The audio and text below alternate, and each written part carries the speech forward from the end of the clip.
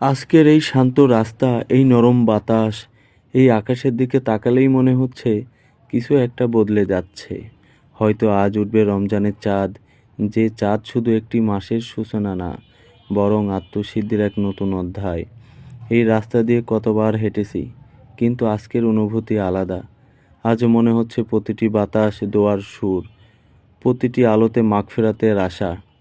রমজান মানে শুধু ক্ষুধা আর পিপাসা না, রমজান মানে নিজের ভিতরের মানুষটাকে বদলে ফেলা, খারাপ অভ্যাসগুলোকে বিদায় জানানো, আর আল্লাহর কাছে আরও একটু কাছাকাছি যাওয়া।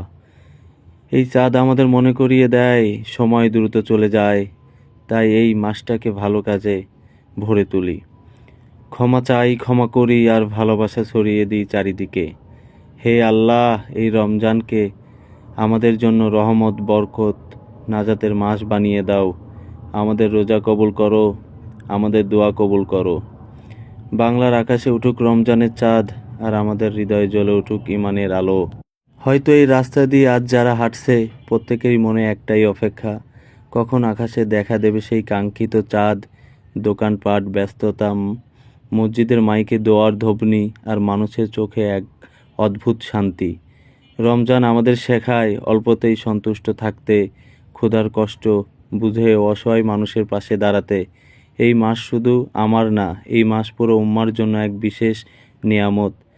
আসুন এই রমজানে আমরা প্রতীক্ষা করি, মিথ্যা থেকে দূরে থাকব, অন্যায়ের বিরুদ্ধে দাঁড়াবো, আর ভালো কাজের প্রতিযোগিতায় এগিয়ে থাকব।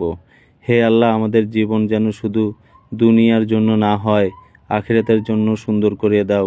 স্বাগতম মাহে রমজান, স্বাগতম রহমতের মাস। ভিডিওটি ভালো লাগলে লাইক, কমেন্ট, শেয়ার এবং ফলো করো।